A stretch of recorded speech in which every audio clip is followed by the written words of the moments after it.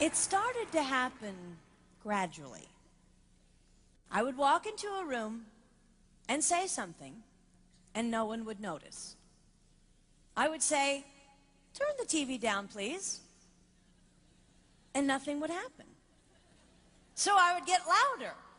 "Turn the TV down, please." Finally, I would have to go over and turn the TV down myself. And then I started to notice it elsewhere.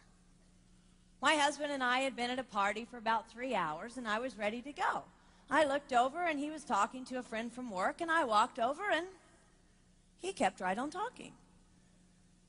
He didn't even turn toward me.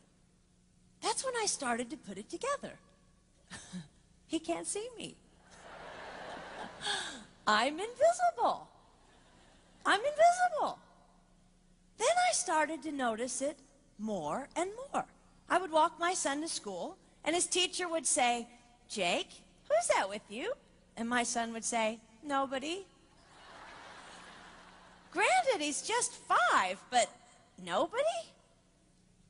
One night, a group of us gathered, and we were celebrating the return of a friend from England. Janice had just taken this fabulous trip, and she was going on and on about the hotel she stayed in. And I was sitting there looking around at the other women at the table. I'd put my makeup on in the car on the way there. I had on an old dress because it was the only thing clean, and I had my unwashed hair pulled up in a banana clip, and I was feeling pretty darn pathetic. And then Janice turned to me, and she said, "I brought you this." It was a book on the great cathedrals of Europe. I didn't understand. And then I read her inscription. She wrote, "With admiration for the greatness of what you are building when no one sees." You can't name the names of the people who built the great cathedrals. Over and over again, looking at these mammoth works, you scan down to find the names, and it says, "Builder, unknown, unknown, unknown." They completed things not knowing that anyone would notice. There's a story about one of the builders who was carving a tiny bird inside a beam that would be covered over by a roof. And someone came up to him and said, "Why are you spending so much time on something no one will ever see?" And it's reported that the builder replied, "Because God sees." They trusted that God saw everything. They gave their whole lives for a work, a mammoth work they would never see finished. They showed up day after day. Some of these cathedrals took over 100 years to build. That was more than one working man's lifetime. Day after day.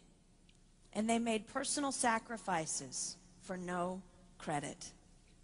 Showing up at a job they would never see finished, for a building their name would never be on. One writer even goes so far as to say no great cathedrals will ever be built again because so few people are willing to sacrifice to that degree. I closed the book, and it was as if I heard God say, "I see you. You are not invisible to me. No sacrifice is too small for me to notice. I see every cupcake baked, every sequin sewn on, and I smile over every one. I see every tear of disappointment when things don't go the way you want them to go. But remember, you are building a great cathedral. It will not be finished in your lifetime, and sadly, you will never get to live there. But if you build it well, I will." At times, my invisibility has felt like an affliction to me. But it is not a disease that is erasing my life. It is the cure for the disease of self-centeredness. It is the antidote to my own pride. It's okay that they don't see. It's okay that they don't know. I don't want my son to tell the friend he's bringing home from college, "You're not going to believe what my mom does. She gets up at 4 in the morning and she bakes pies and hand bakes a turkey and she presses all the linens." Even if I do all those things, I don't want him to say that. I want him to want to come home. And secondly, I want him to say to his friend, you're going to love it there. It's okay that they don't see. We don't work for them. We work for him.